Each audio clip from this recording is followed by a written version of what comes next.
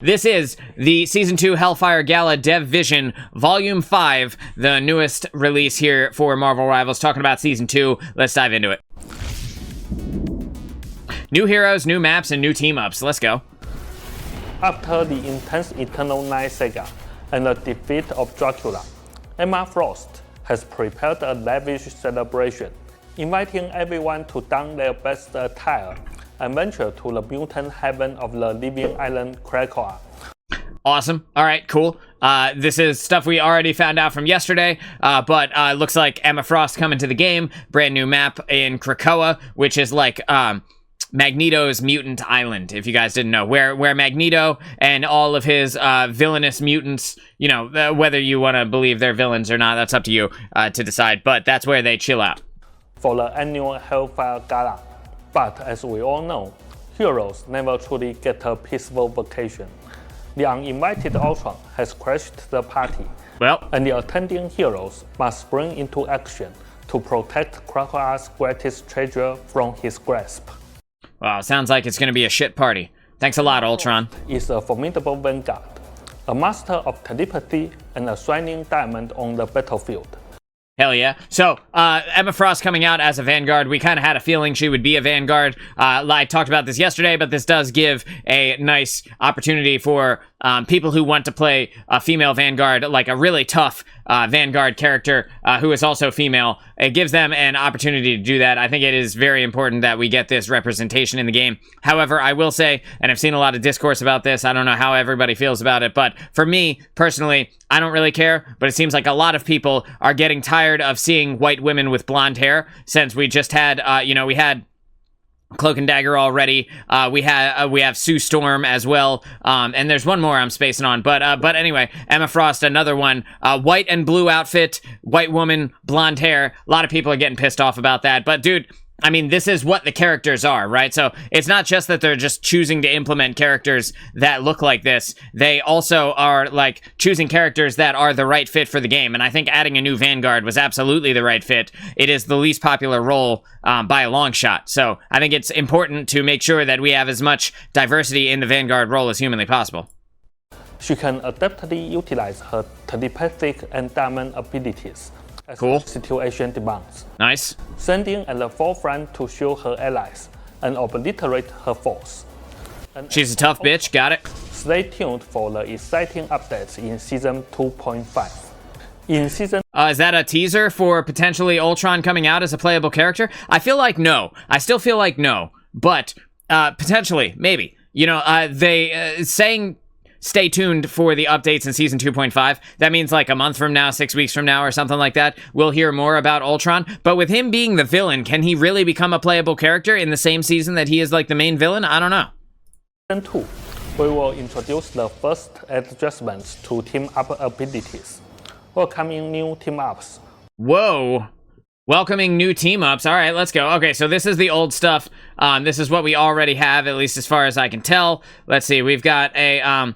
and we've got some new ones in this as well. So, as we look, we can see the new ones have the new tag over in the corner here. So we've still got our Gamma Charge, the Symbiote Bond, the Planet X Pals, etc., Ragnarok Rebirth. So basically, most of the things that are still in the game are remaining in the game. But it does look like we are losing the team up with Wanda and Magneto, which I talked about a little while ago. So that's pretty wild to think that that team up is going away. That means Magneto is no longer going to have his big sword, which, you know, as one of the best characters in the game already, I don't know that he necessarily needed another ability that is actually really good, you know, but that does take away a little bit of his versatility. And we are seeing down here, we're also losing the team up between Storm, Captain America, and Thor. So when Thor was on a team with Storm and Captain America, Thor enabled these two characters to get a lightning ability, and that is now going away, at least based on this, that is going away. So that's going to be wild. But we do have some new ones here down in the bottom and over on the right. We've got Arcane Order with what appears to be Doctor Strange and Wanda. We've got a new one here. Let me see if I can get this text to go away so that I can at least read it real fast. While tweaking or removing some existing ones, we hope... Oh, it didn't give me a lot of time there. All right, come on. In Season 2, we will introduce the first adjustments to team-up abilities. Okay, there we go. So I can at least read it now. So we've got Stars Aligned, which is a team up with Captain America and Bucky. Looks like there's going to be some kind of fist-pounding action based on the icon. And then we have Mental, well, I'm going to assume that says Projection, which is a team up where Emma Frost gives Magneto and Psylocke a brand new power. So that's kind of cool. So Bucky's going to get a brand new power in this update, as well as Magneto and Psylocke, which I guess is good since Magneto is losing the team up with Scarlet Witch. I guess it's good that they're giving him kind of like a different ability. Hopefully it's not too powerful. I'm interested to see what it does for Psylocke as well. And then Wanda, Scarlet Witch, is going to be getting a brand new ability when teamed up with Doctor Strange. So you don't see Scarlet Witch too often, but Doctor Strange is in the meta pretty hard, no matter what rank you're in, so I do think that'll be interesting. It looks like the rest of them are all sticking around. Where is the team up with Magic and Black Panther? This is what I wanted to see. I had a feeling this was going to happen. So if you look at the dimensional shortcut team up here with Magic and Black Panther, you're seeing that Psylocke is now gone from this team up, where Psylocke was a part of this, and it gave her the ability to kind of rewind time and give herself some bonus health, taking her back, I want to say it was 5 seconds. Whenever she had a Magic on her team, she would gain a new ability that let her do that. Her new team up is going to be with Emma Frost and not with Magic, so that's very interesting. Welcoming new team ups while tweaking or removing some existing ones.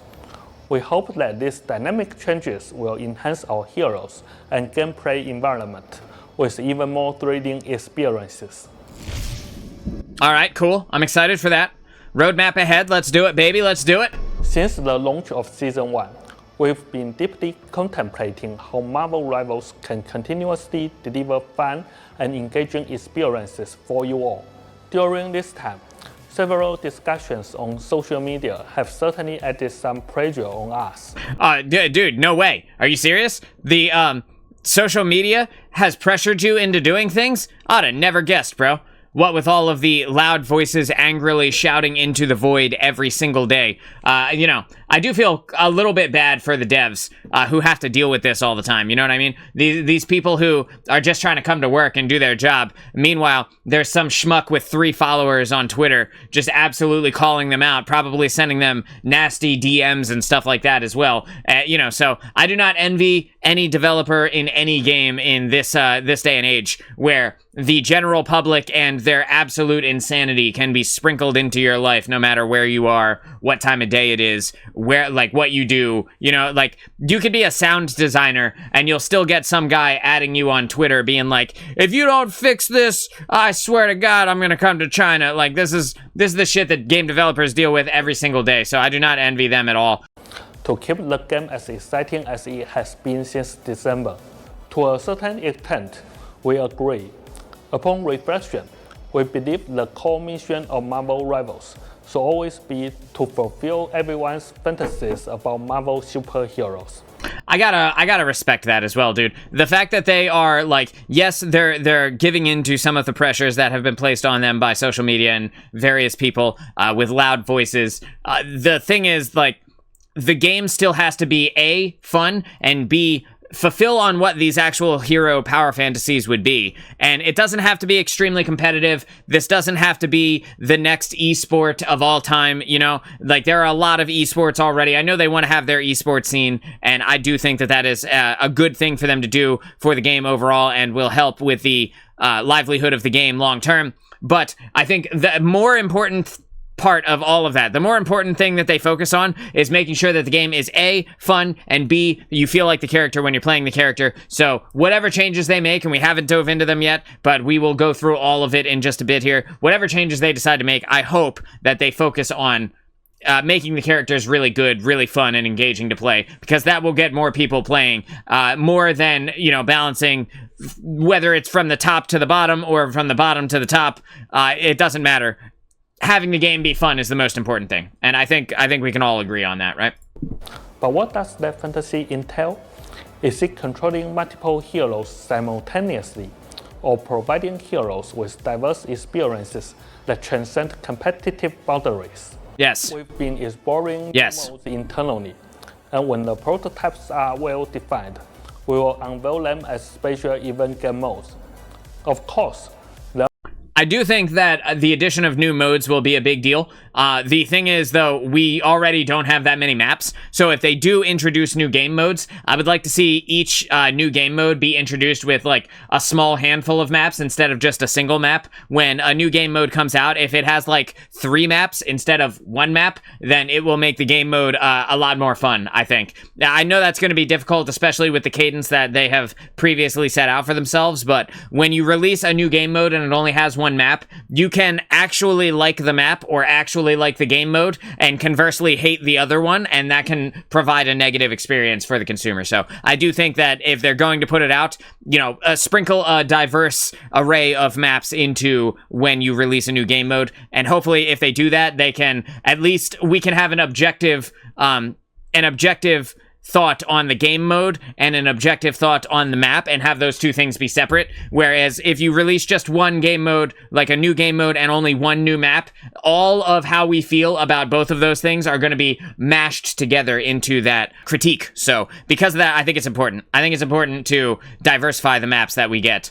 And hopefully they do that. I am excited to see what new game modes they come up with, because as PvP games go, there are really only so many game modes that you can have and remain like a competitive mode. You know what I mean? So whatever they do add, even if it's just like fun stuff and they put it in a separate node, like you have to click on it and like you go in, you play a different game mode, like the soccer thing with the Iron Fist, Star-Lord, Black Widow stuff, like whatever. That's totally fine with me as long as they continue to explore and continue to iterate. I think the game will remain fun in that regard. The maps are already pretty good across the board. There's only a handful that can be questionable, and then you know, Odin's Archive, which can suck my balls.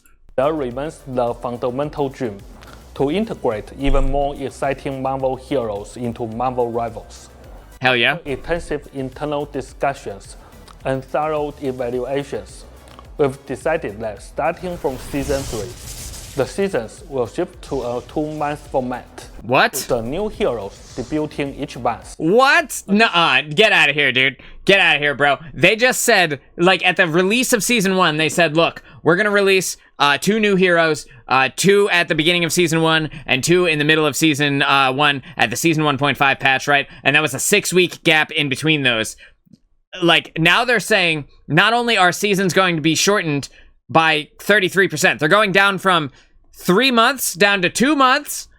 We're also going to get a new hero every month. Like, I don't know. Okay, first of all, that's very exciting, and I do think that's amazing.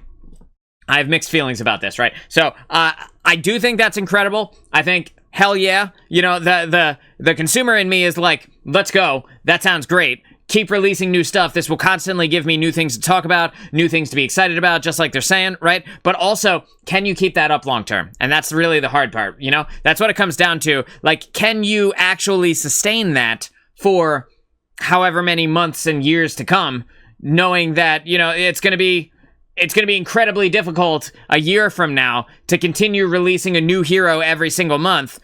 Like, how are you going to balance that? I don't know. I don't know. That seems, in 1 year, consider this, right? And if they keep up with that cadence, so we've got 2 months left of this season. We're going to have 2 new heroes.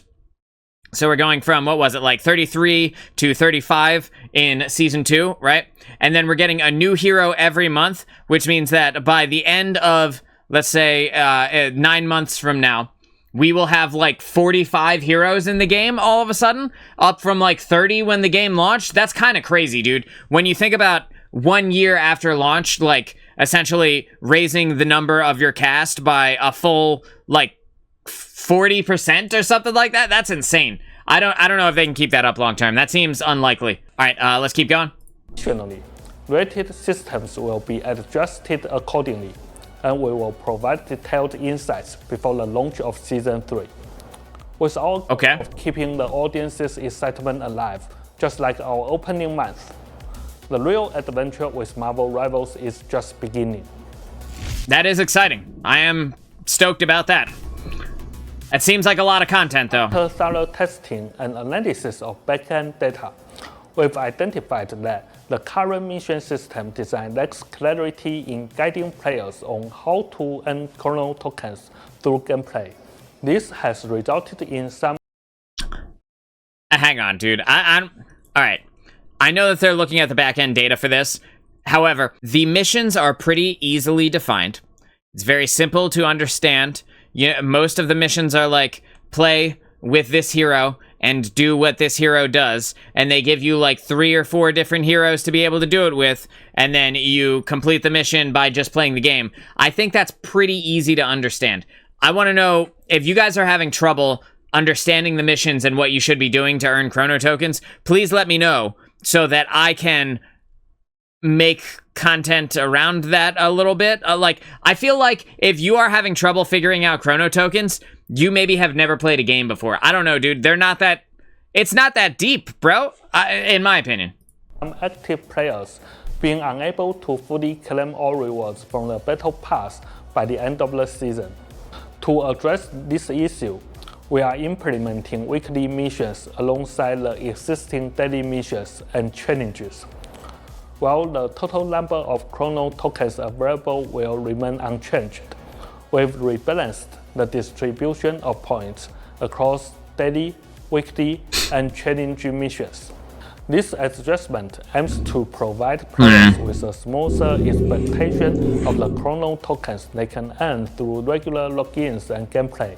Yeah, I'm not sure how I feel about that, dude. It was already very easy to understand. We were already getting a bunch of chrono tokens just from playing the game. If you start spreading them out into weekly challenges and the total number of chrono tokens remains the same, that means that for those of us who don't care to do the additional stuff, who don't want to do all of the extra things, that we're going to earn less chrono tokens than we were before. I don't think it was so complicated that we needed a real adjustment to that. That's just my opinion, though.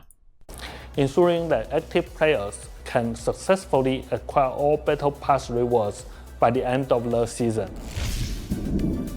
I got all my Battle Pass rewards. I don't know, bro. I didn't feel like it was that difficult. In Season 2, we're excited to announce that we will begin adding new color options for some of the more popular costumes, providing even more opportunities for personalization.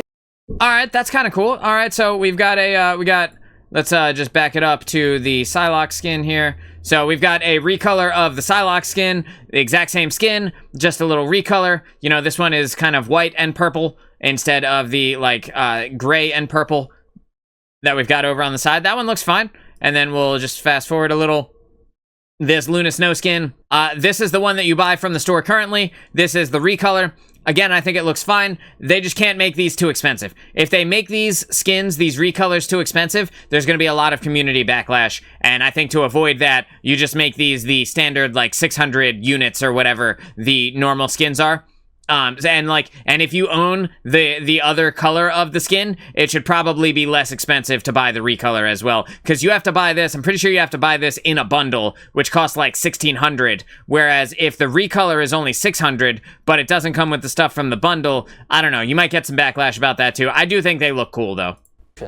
Additionally, we're introducing a new feature that allows players to gift costumes to their friends. What? Yo, let's go. We can gift costumes to each other, bro? Hell yeah, dude. All right, guys, so you know what this means. So whenever a new costume for a character comes out, if you would like me to play that character, all you got to do is just gift me the bundle, right? And then I will play the character on the show. All right? That sound like a deal? I feel like that's fair. Aims to foster better communication. Can you imagine? And interaction among friends within our game. That is cool, though. I do appreciate that, you know? That's pretty cool. Replay compatibility update. For Season 2, we've made upgrades to our network protocols to enhance overall performance. Unfortunately, this means that replays from Season 0 and Season 1 will no longer be supported in the new client version.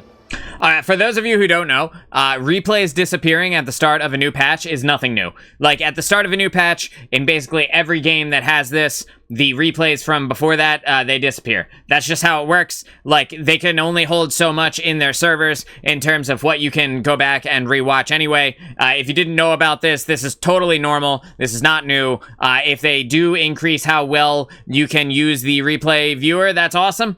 But, like, no, you should not be surprised that the replays from 4 months ago are disappearing, dude. Like, why would you, first of all, why would you even go back and watch those games? And second of all, like when a new patch comes out, you just need to expect that these things are going to disappear. That's how it works in pretty much every game that has this. So be sure to record your favorite videos to your local hard disk before the season begins. Thanks for your support. Ooh, tournament plans. Let's go. As player excitement continues to rise, we are preparing for future tournament plans. We aim for high-level factions and players to showcase their skills on this stage. That's kind of cool. Matches for all Marvel Rivals fans. All right. Next, let's welcome Zhiyong to share insights regarding the adjustments to team-up abilities and balance changes for Season 2. Yes, we'll welcome you in a second. However, I do want to say that I do think that the tournaments are very cool. I think they drive up a lot of hype. A lot of people who want to play the game at an extremely high competitive level. That gives them a new thing to do and a new thing to advertise for themselves and, you know, talk to their communities about. Like, hey, I'm doing this thing. You know, show up, watch the thing, and you guys can enjoy it. I think that's really cool. I love that they put on tournaments and stuff like that. A lot of games, they'll release their PvP stuff, and then they just don't do anything with it, and it's just like, go play the game, dude. And you're like, yeah, but what about the events? And they're like, what events, right? So, you know, I'm glad that they're doing that. That's very cool. Hey, Rivals, Zio here. Hello, Ziyong. Lead combat designer. Yo, let's go. All right, I hope that he's got some good stuff to tell us. With the latest on Season 2.0, packed with dynamic changes to team-up abilities. You'll love to hear it. Balance adjustments and big updates to ranked. Sweeping balance adjustments. Stop it, I can only get so hard.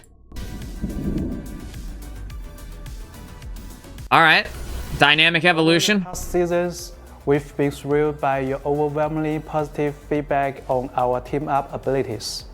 On one hand, these team-ups have perfectly captured our wildest imagination of iconic superhero pairings. That is true. On the other, they've unlocked a whole new dimension of tactical combat. And that is also true.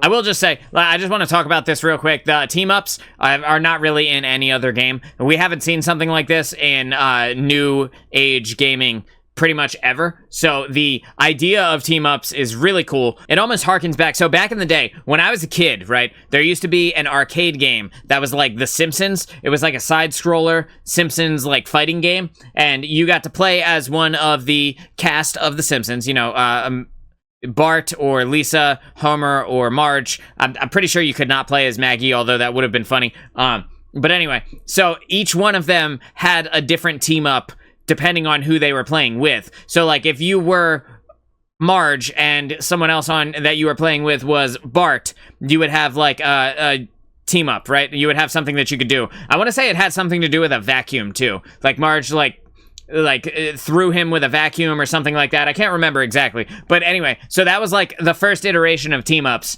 that I had ever seen in a game. And now that we have these inside of a hero shooter game like Marvel Rivals, it's very cool because it opens up a new layer of complexity to not only why you want to bring a certain hero, but how powerful a certain hero can be and in what situations. So I do think it adds a a massive level of complexity that has otherwise been untouched inside of the hero shooter genre. And I do think that team-ups are one of the coolest parts of Marvel Rivals. I'm excited to see that they are balancing it though, because not all team-ups are created equal, I guess is what I'm driving at here. Launching several brand new team-up abilities while fine-tuning some existing ones. Cool. All designed to deliver fresh, pulse-pounding experiences. Awesome. Hit me with the new team-ups, baby. What you got? Emma Frost stands as the team-up anchor, allowing Psylocke and Magneto to call on the White Queen's psionic abilities to create illusory projections. Yo, what? What, bro? Okay, so we talked about this team up a little while ago because we saw it earlier in the video, but you see Emma Frost here. She is the anchor. She provides Magneto and Psylocke the ability to use the team up, and they apparently make an illusory version of themselves. What, bro? I want to see this again. Just can we see them form, and do they fire, or are they just like Loki's clones but without the offensive potential? Bang. So they split from each other. Bang. And then, yes, bro, they fire just like Loki clones. Let's fucking go. That sounds so cool. Create illusory projections. At the heart I will say that if it actually does mimic your abilities like the Loki clones do, that's kind of OP with both Magneto and Psylocke, because both those characters deal a very high amount of burst damage, so that could be ridiculous. of this pairing, Doctor Strange shares his arcane mastery with Scarlet Witch, imbuing her chaos energy with a new mind-bending. What? That looks fucking dope, bro. Let's back it up. I want to see that again. Doctor Strange shares his Doctor Strange, this is the Doctor Strange-Wanda team-up, shares his arcane mastery with Scarlet Witch. arcane mastery And you can see down at the bottom, it's a little bit hard to see behind the text, but she gets a new button. It's the team-up button is C, so now she gets to benefit from that. with Scarlet Witch. And then you pop it, it gives you the same kind of look that Scarlet Witch used to give to Magneto around the crosshair, where it has like a draining resource bar here. And then, yeah, so it looks like it kind of fires magic, like a magic missile silo, kind of all around Scarlet Witch, which could be very powerful. It looks like she's dealing a lot of damage, but we're also seeing Doctor Strange hit this Groot at the same time. So how much damage is it really doing is kind of hard to tell. Imbuing her chaos energy with a new mind-bending That does look cool, though. I will say that. magical ability. Captain America's unwavering courage and unbreakable camaraderie inspire Winter Soldier to leap towards allies at critical. Yo, what the hell? This is the Winter Soldier Captain America team-up that we talked about. Winter Soldier to leap. Okay, so, initiate clash. So it looks like he has to initiate it. This is something that Winter Soldier and Captain America do together. But from what I could tell, that seems like a very fast movement increase, along with some damage against this Groot. Allies. It definitely hit him. Damn, and then when he smashes down, it creates this shockwave effect that goes across the ground. At critical We don't get to see how much damage it actually deals, but it does look very cool. moments and dish out a relentless counterattack. That was cool. All right, that could be awesome. It doesn't really tell us what that one does, though, so I'm gonna hold off on my judgment of that until I actually see what all it does and how much like damage or utility, I guess, it provides. The being able to move like that is cool, I guess. Adjustments to existing team-ups. What you got? What's getting nerfed, baby? Our quest to keep the tactical landscape sharp and prevent any one hero from being in an overabundance of team-up abilities, or total the number of team-ups from ballooning too quickly. We are streamlining some of our existing ones, including removing some team-up abilities altogether. And that's fair. Removing or adding members. Okay. Here's what's changing. Tell me. Metallic Chaos. Okay, all right. Let's see here. This is all of the ones that are going away, question mark? Let's just listen. Voltaic Union will be completely removed from the. Okay, so both the Wanda and Magneto team up and the Thor Captain America Storm team up are going out of the game completely. game. Psylocke will be removed from Dimensional Shortcut. Psylocke is getting taken off the dimensional shortcut. We talked about that already. Winter Soldier will no longer be part of ammo overload. What? Bro, that is a huge nerf. Holy shit. Rocket Raccoon is no longer going to be able to team up with Winter Soldier to give him unlimited ammo on his gun. That's crazy. That actually makes Rocket Raccoon's team up a lot worse, but also Winter Soldier doesn't really need a buff. The Punisher benefits heavily from this. Winter Soldier is already so goddamn good that I feel like it would be very difficult to justify keeping this around in this landscape. That is crazy, though. Namor is being removed from sharing charisma. Bro, they're taking away the Namor team up with Luna Snow. Oh my god, bro. Haters of Dive are fucking mauling right now, dude. No more Namor to be able to slow your Spider-Mans and your Venoms and your backline assassins, you know, your Magic and your Psylocke and stuff like that. The Namor squids will no longer slow. That is crazy, dude. Doctor Strange is stepping back from Gamma Charge. Doctor Strange is losing his team up with Hulk, which I think is kind of fine. The team up with Hulk gave a very, very small amount of additional damage to Doctor Strange's Maelstrom of Madness ability, the explosion, the point-blank AoE explosion, and it also removed his anti-heal when he had maximum dark magic. and the anti-heal would trigger after, I want to say it was 2 seconds of holding your maximum dark magic. That being said, it was kind of not that good, you know? So the Gamma Charge has already been nerfed in Season 1.5, and now taking Doctor Strange off of it, Gamma Charge went from legitimately the best team-up in the entire game to arguably just an okay team-up. I'm not going to say it's one of the worst in the entire game, but it's definitely not that good. When and more will be joining the party. Oh, what? Bro, say it. Complete with the ability to summon Gamma Supercharged Monster Spawn. Okay, alright, dude. So, not only is Namor being taken off of the Luna Snow team-up, but he's also being put onto the Gamma Charge team-up? That could be huge, dude. What does a Gamma Supercharged Monstro Spawn entail? What does that mean? Will it do anything extra, or will it just be extra damage, like what happens with Iron Man when he has the team-up? Also, I do think it's kind of weird that Namor and Hulk are teaming up. Like, do Namor and Hulk ever meet up in the comics? I don't know that for sure. I'm not enough of a comic aficionado to know whether or not they ever have any, like, crossover events or, like, issues where they are together. But I do think that's kind of odd, right? Yeah, like, I think that's a little bit strange, right? Yeah, you guys agree. I think so. I don't know, man. Maybe there's more to this than meets the eye. Maybe the Gamma Supercharged Monstro Spawns will be somewhere in between the power level of the Chilling Charisma team-up and like the base version of the Monstro Spawns, you know? Like, maybe it'll be a little bit better with Gamma Charge, but not so much better like the Chilling Charisma one was. Because, like, the blue octopus that you threw out with the Chilling Charisma team-up was legitimately, like, one of the best abilities in the entire game. It auto-hits, it auto-tracks, it does everything you want it to do in terms of damage. You can increase how much damage it puts out. It deals more damage than the other ones, and it slowed people. Was really, really detrimental against divers. So, potentially, this maybe lowers Namor's efficiency against divers slightly, but still gives him, like, a decent team-up ability to be able to work with. I still don't know if Namor and the Hulk ever team up together. It just feels weird, you know, to see them, like, teaming up. I don't know, bro. Balance adjustments for a fair fight. Season 1.5 review.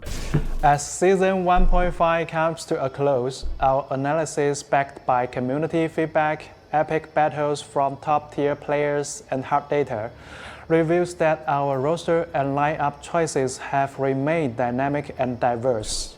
That is only because bans are in the game. If bans were not in the game, there would be, like, Hela all the time. You would see, like, Hela, Namor, Star-Lord, these characters would be in, like, pretty much every game, you know? And because they can get banned, Wolverine is another one, Wolverine, like, these characters are so insanely good at A, what they do, and B, in general, that I think it's, like, almost impossible for you to take them out of the, like, and they're good in pretty much every game mode on every map, like, so I think that the reason that it has remained dynamic and diverse in the lineup choices is simply because of bans. Straight up is because bans exist, and you can stop certain characters from being able to be played, so that makes it, like, more varied in what you'll find.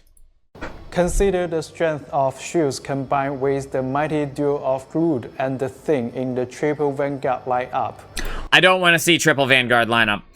We have already played this game before. We have seen what happens when you add too many tanks. It happened in Overwatch. It was an entire meta for several years. It was called GOATs, and it was basically just multiple tanks with a couple of healers and, like, one DPS or no DPS, right? And because of that, like, that ruined the end of Overwatch 1, and I do not want to see a full-on Vanguard team up here. Like, I don't want to see 3 or 4 Vanguards and 2 support as, like, the new main way to play Marvel Rivals. That will absolutely piss me off. Everything will just live forever. We'll be stuck in this endless team fight. And we've played this game before. We already know what's going to happen. Nothing that comes out of that can be good. So please, please don't make Vanguard so good that they end up being the main thing that you bring to every team fight. And then the DPS just get shoved into a corner somewhere. Please.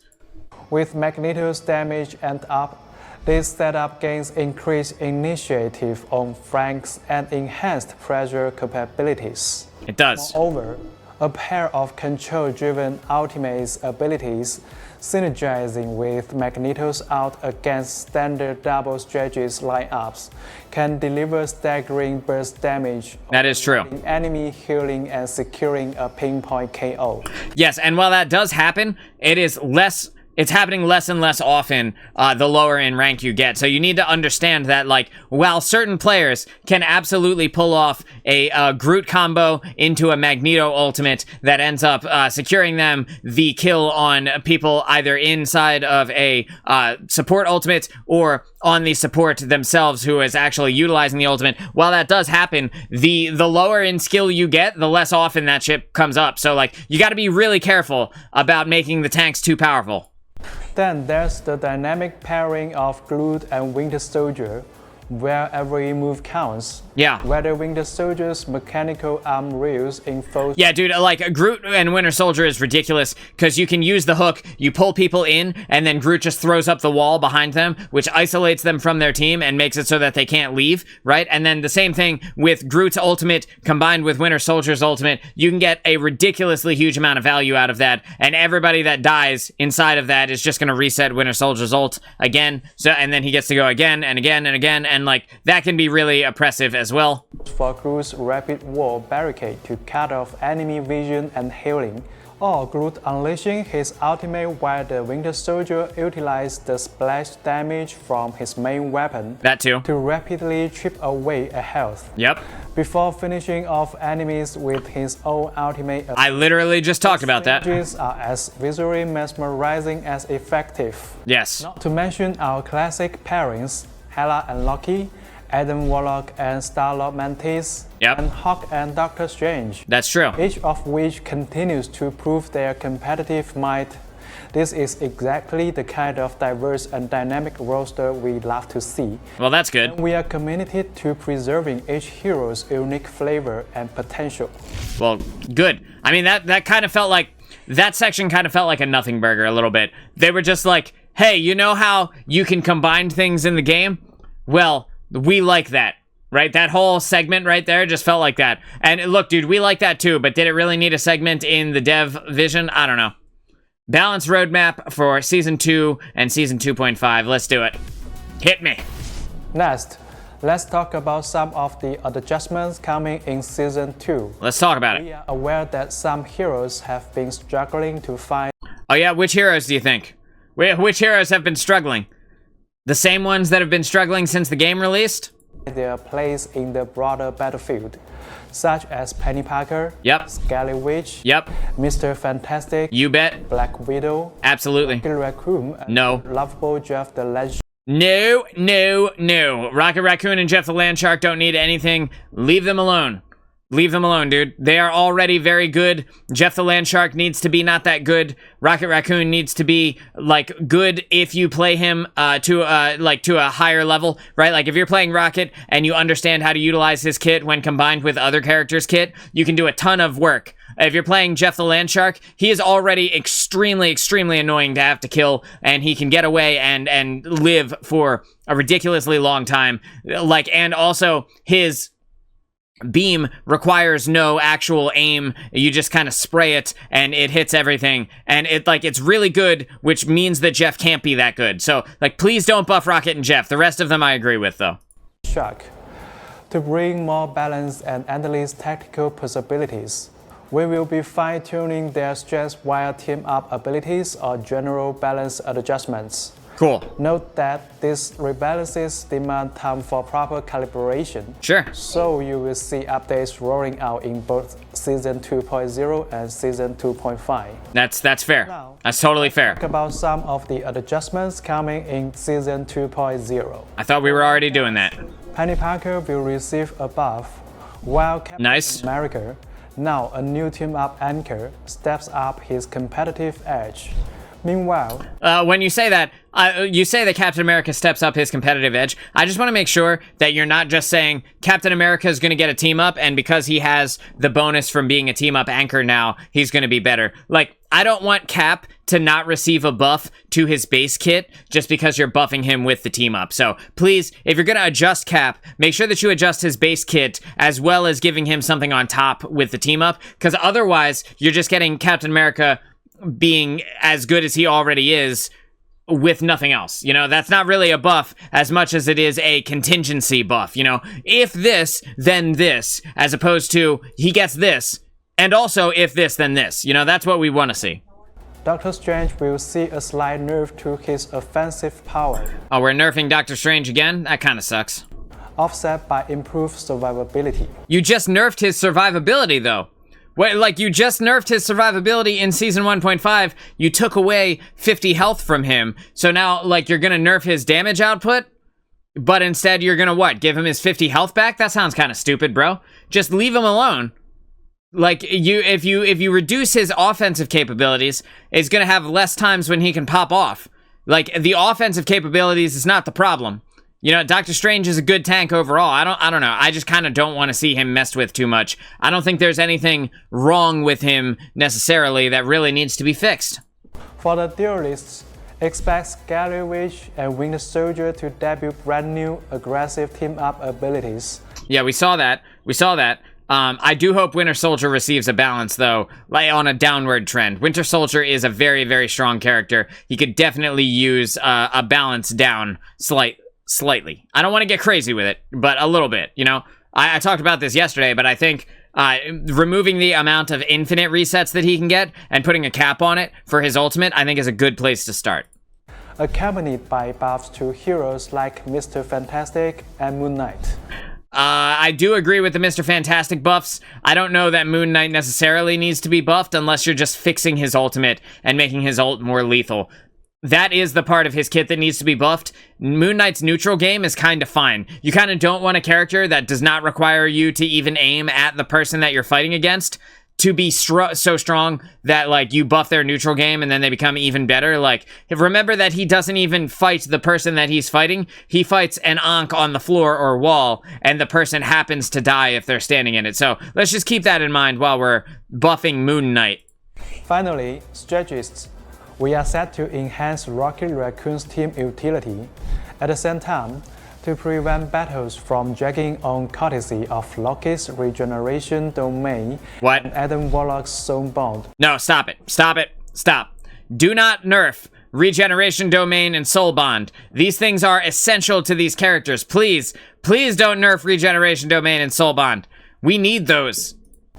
We will implement modest nerf to keep the fight fast. Why don't you implement some modest nerfs to the fucking support ultimates, dude? Jesus Christ. The problem with the game comes from the massive sustain of the support ultimates, not Loki's regeneration domain and Adam Warlock's soul bond. These are not the issue. Please nerf the actual support ultimates. Theories and fundamentally fun. Keep your eyes peeled for our upcoming balance update announcement, where we will dive even deeper into these changes. The Season 1.5 hero pick rates and win rates are also set to be reviewed shortly. We can already see the pick rates and win rates based on other sites. Like, you're going to release information that we already have access to, and while I don't necessarily think it's a bad thing to release the information, I think, you know, we already know that. That's not really something that you need to announce, in my opinion. Rank adjustments, rank resets, and map rotation. Season 2.0 launches, shaking up competitive play by resetting ranks. Well, we knew it was coming. Season 1.5 standings, each player will drop 9 divisions. Okay, 9 divisions, so that means 3 total ranks. So if you are in Diamond 3, you're going to go from Diamond to Plat to Gold to Silver. So you're going to stop at Silver. If you're in Diamond, you know, so 3 total ranks lower than you currently are at. I think that's totally fine. A lot of people really love to grind up rank. They like, you know, the enjoyment of the game for a lot of people comes from big number go up. That is like how they get the primal experience of playing the game is more satisfying when you see big number go up as opposed to big number go down. So to set them back 3 entire ranks means that they're gonna have they're gonna get to see big number go up again, right? And for the people that are enjoying the game based on that, that's gonna be very satisfying for them. So I guess good. For instance, if you ended Season 1.5 at Diamond no way. You will start your Season 2.0 journey as Silver 1. This is not pre-watched, I promise you. I did not know that they were going to utilize that example. I was just using an example. Coinciding with the season update and with the increase in maps, we will be rotating maps to keep the battlegrounds fresh. We don't have enough maps to rotate maps. Stop what you're doing. Leave all the maps in the game. You've only got like 10 fucking maps, bro. Leave them in the game. When we have 30 maps, then you start, cycling some out. You put some in, you take some out. We'll see some of these other ones maybe next season or the season after that. We only have 10 maps, dude. Let's not get crazy, all right? Like, we already need more map diversity. If you start removing maps from the already small pool, even though you're adding one new map, if you start removing maps from the already small pool, we're going to end up in the same situation we're at right now, where we just see the same goddamn maps over and over and over again. And even for me, when I play for like 3 hours, I get the same map like 5 times, So like, if you start removing maps without adding more maps, that doesn't actually solve the problem of seeing the same fucking maps. For Season 2.0, Hellfire Gala Crocodile will enter the competitive pool. Cool. While Yaska Royal Palace and Tokyo 2099 Shin Shibuya will be retired from ranked play. Just take out Odin's Archive, please. That's the only map that needed to be removed. All the rest of them can stay. All of them. Just add a new map where Odin's Archive used to be, and we'll be golden, dude. That's totally fine. We don't need to remove Shin Shibuya. What part of Shin Shibuya was bad? That map is fine, dude. At least in my opinion. I don't know. I don't see any problems with Shin Shibuya. Tournaments will use the same map rotation as the competitive. I think that's good. Big match and custom games will still feature every map. No okay. Rotation there. Oh, well, that's good too. That is good. Competitive enhancements. Ooh. Does this mean that you're going to adjust how easy it is for people to climb in rank? Because, like, the ranks get incredibly inflated because the game is basically, what it boils down to is if you play a lot, you will rank up a lot. Even if you have, like, a 40% win rate or a 45% win rate, you will still go up based on how much you play. This is why, like, when you look at your rank in Rivals, I say this all the time, your rank does not matter. Your rank has never mattered. It doesn't matter in this game. Doesn't matter in any other competitive game either. Unless you get all of your enjoyment out of watching big number go up, then your rank doesn't matter. It never mattered, right? It's not real. The real number is not shown to us, which is our quick play, our hidden MMR is never shown to us. That is what your actual rank is. You never get to know what that is. You only get to see the effects of your hidden MMR stat. So whatever rank you're seeing, you probably achieved that by just playing a lot of games. So anybody can rank up in this game. You can make it to one above all eventually, assuming that you are skilled enough. You will make it there just by playing the game. And this is part of the reason why I don't care about competitive, because it's not real. It's not like, for all the people that are hard focused on ranking up, congratulations, you'll still be able to do that. You'll be able to do that even more here in Season 2. But, like, just in general, you will win. The more you win, you will rank up. The more you play, you will continue to rank up because you lose significantly less than you gain when you win. So when you lose, you only lose a few points. When you win, you gain a whole buttload of points. And because of that, you will always be on the upward trend, at least based on the way that it currently works right now. We've listened to your feedback about competitive play, and here's how we are leveling up the experience. First, let's see it. We are raising the minimum level requirement for competitive to give new players more time to truly master the basics before stepping up to the big leagues. So what that basically means is, because, like, new players, they're not coming into the game and immediately being like, I started the game 2 hours ago. Better hop into comp. Like, most people are not doing that. You know what I mean? So, what this is really for is to make it so that it's more annoying for people who make a second account or a third account to be able to go play competitive right away, you know? And what this really probably comes down to is that in the 10 levels that they are currently giving you to be able to unlock comp, they are not able to, with their MMR system, get an accurate read of where you should be placed prior to putting you into competitive. So by giving them 50% more time, that's 50% more data that they have before you can queue into comp to begin with. So they know how to very quickly accelerate you to your rank to kind of solve the smurfing issue. I don't think this has anything really to do with making it better for the players in general. I think this has everything to do with making it a quicker experience to put people where they're actually supposed to be in ranked. Also, pick and ban will now come into play starting from Gold 3 What? rather than Diamond tier. Yo, that's actually huge, though. Okay, so being able to ban from Gold 3 onwards means that people who were previously never going to see bans are probably going to see them a lot more. There are going to be a lot more people that understand the pick ban phase now than there were before. So that's cool. I do think that having bans across basically the entire competitive system is important, because only a percentage of players have ever even seen the ban phase. So I do think it's important to lower, when that gets implemented into the game, because it is like an integral part of competitive in Marvel Rivals. I really have to burp. Pardon me. All right, next. When a team includes players from Eternity or One Above All, Yep. only dual queuing will be allowed. Ooh, Finally, that's gonna piss some people off, huh? The people in top 500 aren't gonna be able to 6-stack anymore. That's, somebody's not gonna be happy about that. Inevitably, somebody will be pissed off. That the score you earn per competitive match is determined by both the outcome and your individual performance. Yes. With the launch of Season 2.0, we will be increasing the weight of individual performances. Cool. The better you perform, the more points you will earn in victory.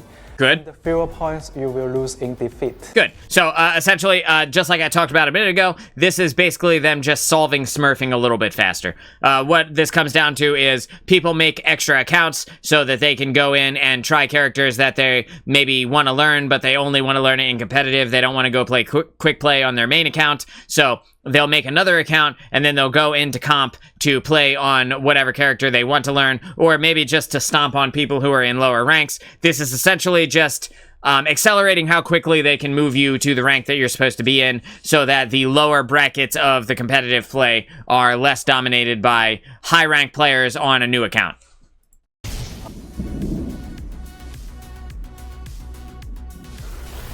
We know many of you are interested in the distribution of players across the Season 1.5 tiers.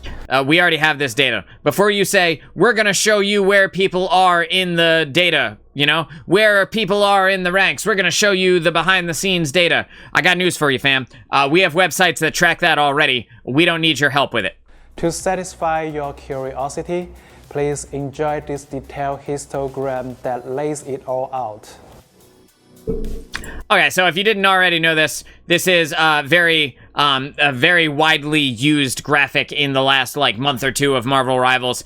You can see where the distribution of players are throughout the ranks. You've got bronze, which a lot of these are just people who have never played comp. Then you've got silver at 17.9%. Gold is where most of the people in the game are playing at 20.6. Then you go up to platinum, we're at 16.9. We've got 17.1% of the players over in diamond. And as you get higher up, it gets smaller and smaller. GM is 11.2. Celestial is 2.8. And again, you can reach these ranks just by playing the game. So if you're in gold and you want to get to eternity, all you have to do is play lots of games and you will eventually make it here, as long as you are not shit from a butt. You know what I mean? So you will climb up into Celestial if you're a gold player right now, if you just play enough games. That is literally how the system works. But yeah, so it looks like Eternity and One Above All are 0.3% of the total player base, which obviously is not a lot, but this is what we're working with. Again, this graphic has been spread all over the internet for weeks now, because other sites have been tracking this shit as well. This is not news to anybody who follows the actual news of Marvel Rivals, but here it is in case you didn't know. In closing, thank you all for your unwavering support and passion. Hell yeah. We can't wait to party with you at the Hellfire Gala. Let's go. Ignite the battle. Ignite the battle. Pop the bottles. Let's fucking do it, dude.